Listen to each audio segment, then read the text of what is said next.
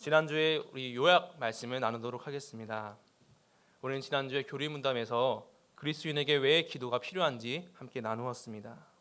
그것은 독생자 예수님을 희생하셔서 우리를 죄에서 구원하신 하나님의 은혜에 우리가 항상 감사드리기 위한 것이라 말씀을 나누었습니다.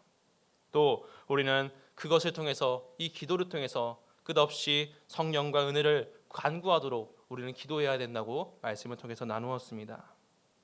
또한 이것과 더불어서 우리는 지난주에 기도를 통해서 우리가 어떠한 자세로, 어떠한 태도로 기도를 해야 되는지 함께 말씀을 나누었습니다.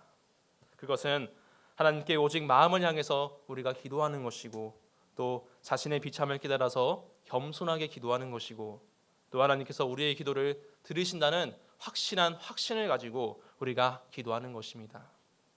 그리고 이 교리문답 다음에 이어서 지난주 교리문답 119문에서는 예수님께서 가르쳐 주신 바로 기도, 이 기도에 대해서 알려주고 있습니다. 바로 우리가 방금 읽은 이 마태복음의 말씀이죠. 바로 주기도문의 말씀입니다.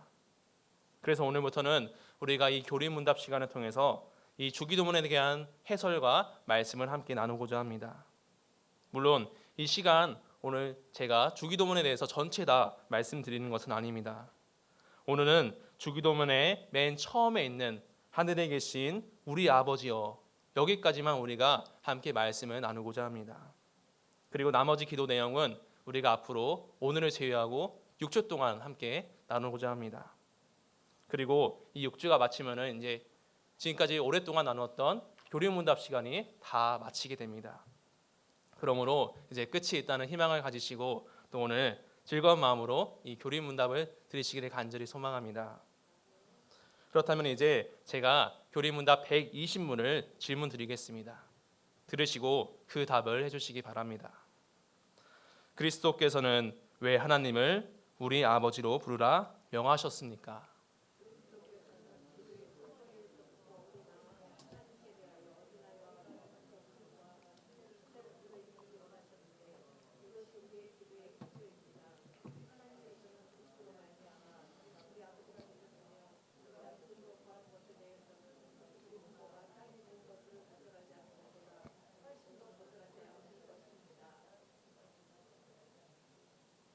네, 우리는 지난주 교리문답에서 117문에서 기도의 대상이 오직 하나님께 있음을 말씀을 나누었습니다. 그것은 우리가 하나님께서 우리의 죄를 구원해 주셨기 때문이죠. 그래서 우리는 어떤 다른 대상, 어떠한 우상이 아니라 오직 하나님께 대하여 마음을 다해 그분께만 기도할 것을 우리는 말씀을 통해서 나누었습니다. 그런데 오늘 이 말씀, 주기도문 말씀의 첫 문장에서는 예수님께서 우리에게 기도를 알려주실 때 하나님을 향해 새로운 용칭을 사용하십니다. 바로 하나님에 대하여 아버지라고 호칭을 사용하신 것입니다. 주님은 우리가 하나님께 대하여 아버지라고 부르며 기도하라 말씀하셨습니다. 사랑하는 여러분, 우리가 어떤 것을 간구할 때, 어떤 것을 부탁할 때 나의 신분이 어떤지는 참 중요합니다. 제가 예전에 같은 이제 빌라에 사는 옆집 아주머니께서 저희 집 어머니한테 딱 문을 아침에 두드리면서 어떠한 부탁을 하는 것을 제가 듣게 되었습니다. 그때 저는 이제 집에 있진 않았고요. 저희 아버지랑 어머니만 집에 계셨습니다. 저희 어머니는 이제 아침부터 문을 쾅쾅 두드리니까 그게 무슨 일이지 아침부터 하고 이렇게 나오셨다고 합니다. 그리고 그 옆집 아주머니께서는 저희 어머니에게 이렇게 부탁을 하셨다고 합니다. 아이고 저기 죄송한데 저기 우리 아들이 지금 중학교에 늦어가지고 좀 저기 차로 좀 데려다 줄 수 없겠냐, 그렇게 부탁을 한 것이죠. 저기 좀만 가면 어디 중학교라고, 근데 지금 우리 남편이 없고 지금 차도 없기 때문에 좀 바래다 달라, 이렇게 부탁을 한 것입니다. 물론 저희 어머니께서는 운전을 하지 못하셨기 때문에 그때 집에 계신 아버지만 또 운전을 하실 수가 있었습니다. 그런데 그때 아버지는 이제 아침 시간이라서 주무시고 계셨고, 또 어머니 입장에서도 이게 무슨 아침에 무슨 일인가 봤더니 좀 어머니 입장에서는 황당한 부탁이었던 것입니다. 그리고 옆집에 살고는 있었지만 그렇게 친한 교류가 있었던 사이도 아니었고, 또 그 아들이 무슨 급한 일이 아니고 그냥 평범한 일상적인 등교 시간이었습니다. 그렇기 때문에 어머니는 애둘러서 거절을 하셨던 것이죠. 성도 여러분, 그런데 만약에 제가 이 중학생의 입장이 되어서 아버지께 학교에 늦었다고 아버지께 부탁을 한다면 아버지는 어떤 반응을 보이실까요? 물론 부모님에 따라서 지각하는 게 무슨 대수야, 그냥 얼른 가라 라고 말씀하시는 그런 부모님도 계실 것입니다. 하지만 제가 저희 아버지를 볼 때는 저희 아버지께서는 얼른 잠에서 깨어나셔가지고 제가 학교에 늦지 않도록 시간이 되신다면은 아침에 바래다 주셨을 것 같습니다. 사랑하는 여러분, 사실 이 옆집의 아주머니나 또 저의 부탁이나 같은 내용입니다. 하지만 왜 그 반응이 다를 것일까요? 그것은 제가 저희 아버지의 자녀이기 때문입니다. 바로 부모와 자녀의 관계이기 때문이죠. 그래서 아침에 아버지는 피곤하여도 눈을 부릅뜨시고 자녀의 부탁을 들어주시는 것입니다. 이처럼 부모는 자녀의 부탁을 들어주며 나중에 그가 필요한 것이 있다면 또 그의 부탁을 들어주려고 합니다. 또 부모는 들어주는 것뿐만 아니라 자녀에게 최대한 좋은 것을 주려고 합니다. 이처럼 부모는 자녀에게 헌신하며 그에게 대가 없는 사랑을 지불하는 것이죠. 왜냐하면 그가 자신의 사랑하는 아름다운 귀한 자녀이기 때문입니다. 사랑하는 성도님들, 우리는 부모와 자녀의 관계를 통해서 하나님과 나의 관계를 알 수가 있습니다. 하나님은 우리를 사랑하셔서 우리 죄를 대속하기 위해 독생자 예수님을 희생하셨습니다. 그리고 하나님은 성령님을 통해서 우리가 하나님을 아버지라 부를 수 있도록 하셨습니다. 우리 강의 안에 있는 로마서 8장 15절 말씀을 함께 읽겠습니다. 시작. 다시 무서워하는 종의 영을 받지 아니하고 양자의 영을 받았으므로 우리가 아빠 아버지라고 부르짖느니라. 아멘. 이 로마서 말씀에서 무서워하는 종의 영은 하나님을 대적하는 영, 바로 악한 영, 죄 아래에 있는 우리 사람인 것입니다. 하지만 그 사람은 예수를 믿음으로 말미암아 이제 성령을 통해서 하나님을 아버지라 부를 수 있게 되었습니다. 그리고 육신의 부모가 자녀의 부탁을 들어주시는 것처럼 하나님께서는 그 자녀가 된 성도의 부탁을 들어주시는 것입니다. 우리는 이 사실을 기억하며 기도할 때 하나님을 아버지라 부를 수 있다는 것, 그것은 나의 노력, 나의 공로가 아님을 기억해야 할 것입니다. 그것은 오직 예수님의 공로임을 우리는 기억해야 할 것입니다. 왜냐하면 우리는 예수 그리스도의 그 대속이 없이는 하나님을 결코 아버지라고 부를 수 없기 때문입니다. 그러므로 오늘 교리문답 120문의 답의 말처럼, 이 가운데 있는 교리문답의 말처럼 우리는 예수님을 통해서 하나님을 아버지라고 부를 수 있고 또 그분에게 아버지라고 기도할 수 있는 것입니다.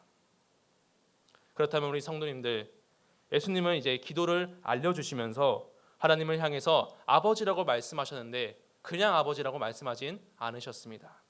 바로 하나님은 아버지를 우리의 아버지라고 말씀하셨습니다. 즉 하나님은 나의 아버지가 아니라 우리의 아버지이신 것이죠. 사랑하는 여러분, 그 이유가 과연 무엇일까요? 그것을 한마디로 말씀드리면은 성도는 그리스도를 머리로 하는 한 지체이기 때문입니다. 우리 밑에 있는 에베소서 4장 15절 16절 말씀을 함께 읽겠습니다. 시작. 오직 사랑 안에서 참된 것을 하여 범사에 그에게까지 자랄지라. 그는 머리니 곧 그리스도라. 그에게서 온몸이 각 마디를 통하여 도움을 받음으로 연결되고 각 지체의 분량대로 역사하여 그 몸을 자라게 하며 사랑 안에서 스스로 세우느니라. 아멘. 신자는 예수님으로 통해서 대속을 받았습니다. 그런데 성경은 하나님을 아버지라 부를 수 있는 그 신자와 예수님을 1대1의 관계로 말하지는 않습니다. 성경은 모든 신자가 예수님을 머리로 한 몸이 된다고 말하고 있는 것이죠. 그래서 그 안에서 서로 연결되고 서로가 서로에게 도움을 주며 그 몸을 함께 자라게 한다고 이 에베소서 말씀에서 이야기하고 있습니다. 사랑하는 여러분, 우리 사람의 몸에는 세포들이 있습니다. 그 세포는 사람 안에 여러 종류별로 다양한 세포가 있죠. 그 세포는 또 각기 독립적으로 있습니다. 하지만 세포는 서로 각기 개인 플레이하는 것이 아니라 다른 세포와 조화를 이루면서 사람의 몸이 온전하게 움직이고 또 그가 활동할 수 있도록 그를 생명을 유지하는 그런 역할을 하고 있습니다. 이처럼 세포는 조화를 통해서 다른 세포와의 조화를 통해서 한 몸을 이루고 있는 것이죠. 마찬가지입니다. 우리가 신자와 신자가 서로 연결되어서 우리는 한 몸이 되는 것입니다. 바로 신자의 머리이신 그리스도 안에서 우리는 온전한 몸이 되는 것이죠. 그리고 이 몸을 다르게 말하면은 교회라고 부를 수가 있습니다. 따라서 우리는 나의 개인적인 그런 관점에서 신앙생활을 하기보다는 우리라는 관점에서 신앙생활을 해야 합니다. 그래서 나의 믿음만 내가 천국 가고 그것이 끝이 아니라 다른 사람과 함께 우리가 함께 믿음으로 성장하고 또 예수님을 믿고 그 안에서 한 몸으로 세워져 가야 합니다. 지난주 우리가 교리문답을 살피면서 116문에는 하나님의 은혜와 성령을 오직 기도로만 얻을 수 있다고 우리가 말씀을 나누었습니다.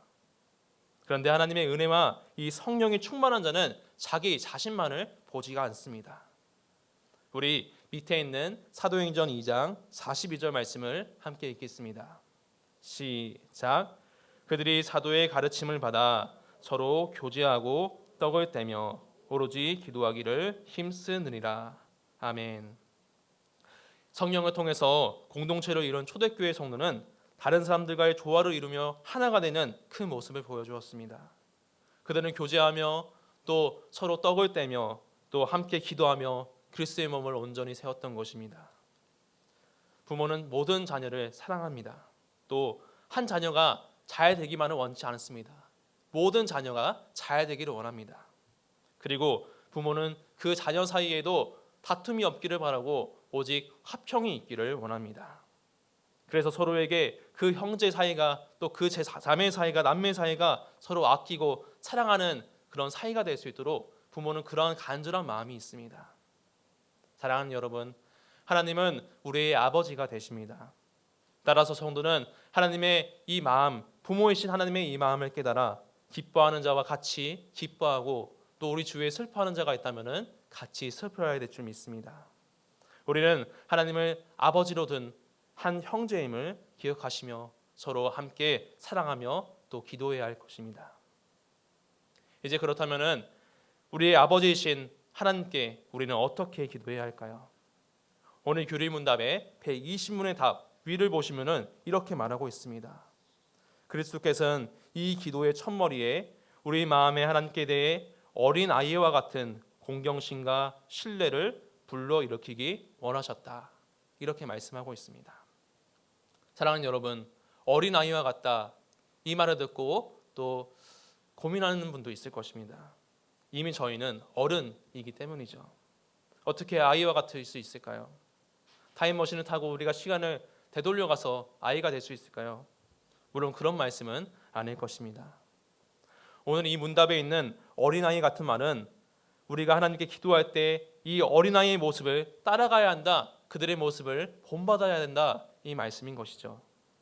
사랑하는 성도 여러분, 그렇다면 우리 아이와 같은 그런 어린아이와 같은 모습은 어떤 모습일까요? 우리는 아이들의 모습을 보면서 그것을 본받아 기도해야 될 텐데요. 우리 밑에 있는 아이들의 특징을 함께 보도록 하겠습니다. 첫 번째로 어린아이의 특징은 겸손입니다. 사실 이 겸손에 대해서 지난주 우리가 교리문답 시간에서 함께 나누었습니다. 우리는 기도할 때 겸손하게 기도할 것을 나누었죠. 그런데 오늘 이 겸손이 오늘 이 어린아이의 모습에서도 나온다고 말하고 있는 것입니다. 여러분, 지난주에 우리는 겸손이 무엇이라고 나누었습니까? 죄인으로서 자신의 죄인이라는 사실을 깨닫고 자신의 부족과 비참을 철저히 깨닫는 것, 그리고 그것을 알아서 하나님을 의지하는 모습, 그것이 겸손이라고 배웠습니다. 그리고 그것을 깨달아서 오직 다른 것이 아니라 하나님의 도우심을 간구하는 것, 그것이 겸손으로 기도하는 것이라 배웠습니다. 그리고 우리는 이 겸손의 모습을 아이들의 모습을 통해서 발견할 수가 있습니다. 아이들은 자신의 약함, 무력함을 잘 알고 있습니다. 아이들은 스스로 이룬 것이 없으며 그것이 부모의 전적인 도움이 있었다는 것을 잘 알고 있습니다. 그래서 아이들은 살아갈 때 있어서 내가 부모님이 없으면은 결코 살아갈 수 없구나, 이런 생각을 하고 있습니다. 그래서 아이들은 어떤 것을 혹시 자신이 이루었다 할지라도 결코 스스로 내세울 것이 없다고, 보잘것없다고 생각하고 있습니다. 즉 아이들은 부모 앞에서 아무런 능력이 없는 자기의 모습을 깨닫고 자기를 낮추어서 부모의 도움을 간절하게 호소하는 것입니다. 여러분, 우리는 하나님 아버지께 이러한 어린아이의 모습을 따라가야 될 줄 믿습니다. 우리 함께 마태복음 18장 3절 4절 말씀을 함께 읽겠습니다. 시작.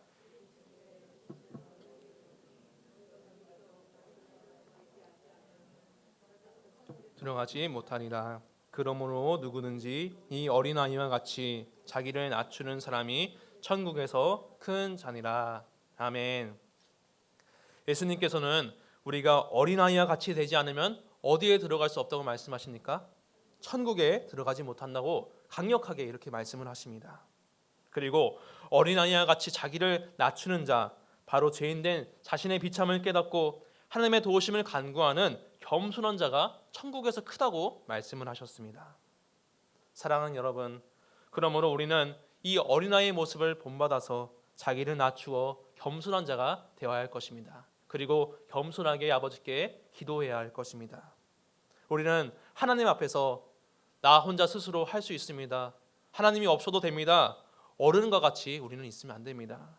우리는 아이의 모습처럼 하나님의 오직 도우심을 간구하는 그런 겸손한 자, 자기를 낮추는 자가 되어야 할 것입니다. 이제 아이의 두 번째 특징을 살펴보겠습니다. 어린아이의 특징은 신뢰하는 것이죠. 신뢰란 무엇을 굳게 믿는 것입니다. 아이들을 보십시오. 아이들은 거짓말을 잘 합니까? 물론 거짓말하는 경우도 있을 수 있죠. 하지만 거짓말이 그들에게 거의 없습니다. 그들은 의심하지 않죠. 그들은 부모의 말이 이루어질 것을 의심하지 않고 부모의 말을 있는 그대로 그들은 믿습니다. 바로 부모를 굳게 믿는 것, 바로 신뢰하는 것입니다. 우리 누가복음 18장 17절 이 말씀을 함께 읽겠습니다. 시작. 내가 진실로 너희에게 이르노니 누구든지 하나님의 나라를 어린아이와 같이 받아들이지 않는 자는 결단코 거기 들어가지 못하리라. 아멘. 제가 이제 예전 교회에서 유초동부 사역을 할 때 이 아이들에게 성경 퀴즈를 낸 적이 있습니다. 그런데 아이들은 그 퀴즈를 맞추기 위해서 아주 열심히 합니다. 왜냐하면은 아이들이 퀴즈를 맞추면은 교회에서 선물을 주기 때문이죠. 그래서 아이들은 이 퀴즈를 풀 때마다 아주 초롱초롱한 눈빛으로 열의를 다해서 선물을 줄 것이란 그 의심이 없이 그것을 구하고 또 그것을 기쁘게 받습니다. 사랑하는 성도 여러분, 우리가 하나님께 기도할 때 아이들의 모습, 이러한 모습을 따라야 할 것입니다. 우리는 기도할 때 우리의 아버지신 하나님을 굳게 믿어야 합니다. 신뢰해야 할 것입니다. 그래서 하나님께서 우리의 기도를 들으신다는 분명한 확신을 우리는 가져야 합니다. 또 우리가 예수님 안에서 구하는 것이 있다면 하나님께서 분명히 그것을 이루신다는 그 확신을 가져야 합니다. 바로 아이들이 부모를 향한 그 신뢰처럼 말입니다. 만약에 여기 앞에 어떤 어린아이가 있다고 생각해 봅시다. 그런데 그 아이가 무엇을 구할 때 계산하면서 엄청나게 치밀하게 구합니까? 아니면 그 아이가 무엇을 구할 때 만약에 그것을 받는다고 생각해 봅시다. 그렇다면 그 아이는 이런 대답을 만약에 그 아이가 이런 대답을 할까요? 뭐 이런 걸 다 주시고 아유 괜찮아요, 이런 아이가 있을까요? 아마 그런 아이는 없을 것입니다. 사실 우리 하나님께서 보시기에 우리 모두는 이 어린아이보다 더 부족한 존재입니다. 그렇지만 하나님은 우리를 사랑하시어서 자신의 독생자를 희생하시고 영원한 생명을 약속하시면서 또 우리가 누릴 복을 지금도 허락하고 계십니다. 우리는 그것을 기억하며 어린아이처럼 하나님을 신뢰해야 할 것입니다. 그리고 그 신뢰에 바로 우리가 그 신뢰를 바탕으로 기도해야 할 것입니다. 그래서 오늘 교리문답 120문의 답을 보시면은 우리가 하나님께 참된 믿음으로 무엇을 구하면 그것을 거부하지 않을 것이다, 이렇게 말하고 있습니다. 또 교리문답 그 문장의 앞을 보시면은 그것은 우리의 육신의 부모에게 우리 부모에게 무엇을 구할 때 그 부모가 그것을 거부하지 않는 것보다 더 하나님은 우리의 기도를 들어주신다, 이렇게 말씀하고 있습니다. 우리 강의한 다시 앞에 보셔서 마태복음 7장 11절 말씀을 함께 읽겠습니다. 마태복음 7장 11절입니다. 시작. 너희가 악한 자라도 좋은 것으로 자식에게 줄 줄 알거든 하물며 하늘에 계신 너희 아버지께서 구하는 자에게 좋은 것으로 주시지 않겠느냐. 아멘. 사랑하는 여러분, 그러므로 우리는 기도할 때 이 아이들의 모습, 겸손과 신뢰를 바탕으로 하나님께 기도해야 할 것입니다. 이제 교리문답 제가 121문을 읽겠습니다. 들으시고 그 답을 해주시기 바랍니다. 하늘에 계신 이라는 말이 왜 덧붙여졌습니까?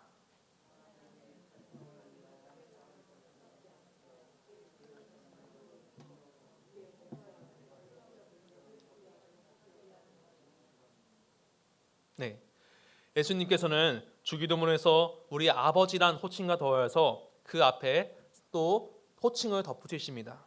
바로 하늘에 계신 이라는 호칭을 덧붙이신 것이죠. 사랑하는 여러분, 만약에 하나님을 우리 아버지라고만 우리가 생각한다면은 그저 하나님을 우리가 우리 육신의 아버지보다 조금 더 나은 분, 조금 더 뛰어난 분이라고 오해할 수도 있습니다. 하지만 하나님께서 하늘에 계신 분, 이런 말로써 우리는 하나님께서 신적인 존엄이 있으시단 분임을 알 수가 있습니다. 그래서 우리는 기도할 때 하나님을 아버지라고 부르지만 하나님 아버지께서는 이 땅의 아버지와는 본질적으로 다른 분임을 깨달을 수가 있습니다. 우리 밑에 있는 사도행전 17장 24에서 25절 말씀을 함께 읽겠습니다. 시작. 손으로 지은 전에 계시지 아니하시고 또 무엇이 부족한 것처럼 사람의 손으로 섬김을 받으시는 것이 아니니 이는 만민에게 생명과 호흡과 만물을 친히 주시는 이심이라. 아멘. 우리가 사실 하나님께서 하늘에 계시다고 그분이 정말로 이 하늘에만 갇혀 있는 것은 아닙니다. 하나님께서 하늘에 계시다는 것은 물리적인 의미가 아닙니다. 바로 영적인 뜻이죠. 즉 하나님께서는 무한하시고 영원하시고 변치 않으시고 이 시간과 공간을 초월하신다는 뜻입니다. 즉 하나님께서는 전능하신 하나님이십니다. 그렇게 하나님은 무엇이 부족해서 우리의 섬김을 받으시는 게 아닙니다. 또 오히려 그 사람에게 자신의 주는 것들, 생명, 호흡, 만물을 허락하십니다. 사랑하는 여러분, 만약에 우리가 육신의 부모님께 무엇을 구한다고 생각해 보십시오. 부모님은 우리에게 최대한 좋은 것을 주실 것입니다. 자녀를 사랑하기 때문이죠. 하지만 그 부모님이라 할지라도 사람이기 때문에 자녀에게 해줄 수 있는 것이 한계가 있습니다. 만약에 어떤 부모님이 매우 큰 부자라고 생각을 해봅시다. 하지만 그 부모의 자녀가 돈으로도 고칠 수 없는 불치병에 걸렸다고 생각해 봅시다. 그렇다면 그 부모의 많은 돈이 소용이 없는 것이죠. 또한 특별히 부모는 그 자녀의 영적인 필요에 있어서 부모가 스스로 해결해 줄 수는 없습니다.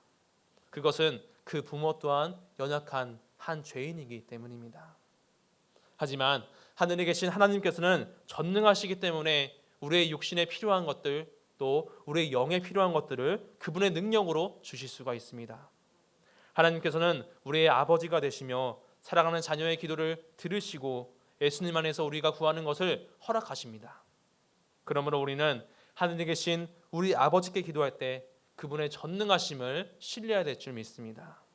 성도는 이러한 믿음 안에서 오늘 교리문답 121문의 답을 이해할 수가 있습니다. 제가 끝으로 교리문답 121문의 답을 다시 한번 읽어보겠습니다. 하나님의 천상의 위엄을 땅의 것으로 생각지 않고 그의 전능하신 능력으로부터 우리의 몸과 영혼에 필요한 모든 것을 기대하도록 하기 위함입니다. 네, 이제 끝으로 적용점을 말씀드리겠습니다.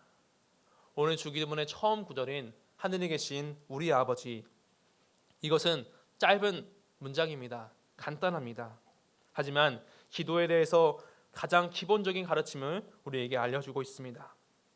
성도는 하나님을 향해서 아버지로서 기도함으로써 예수 그리스도의 그 대속의 사랑과 하나님의 크신 은혜를 깨달을 수가 있습니다. 또한 성도는 하나님을 우리의 아버지라고 부름으로써 기도할 때 우리 성도가 나 혼자가 아니라 그리스도 안에서 한 지체이며 함께 하나가 되어 한 몸을 세워가야 한다는 그 사실을 깨달을 수가 있습니다. 또한 성도는 어린아이와 같이 자신의 약함을 깨달아서 겸손하게 하나님을 신뢰하며 기도해야 합니다. 그러한 가운데 우리는 하나님께서 하늘에 계신 분으로서 구하는 자의 필요를 공급하신다는 분임을, 그 전능하신 분임을 우리는 깨달을 수가 있습니다. 우리는 오늘 말씀을 통해 성도가 전능하신 하나님을 우리의 자녀 삼아 주심에 감사할 수가 있습니다. 또한 하나님을 아버지라 부르면서 주님 안에서 필요한 것을 구하며 또 기도할 수 있는 그 기회를 주심에, 그 은혜를 주심에 감사할 수가 있습니다. 그러므로 우리는 우리의 아버지이신 하나님께 감사로 기도하며 또 항상 아버지와 친밀한 교제를 이루어가야 할 것입니다. 이제 오늘 말씀을 마치고 제가 우리 합심하여 오늘 말씀을 기억하면서 통성으로 기도하도록 하겠습니다.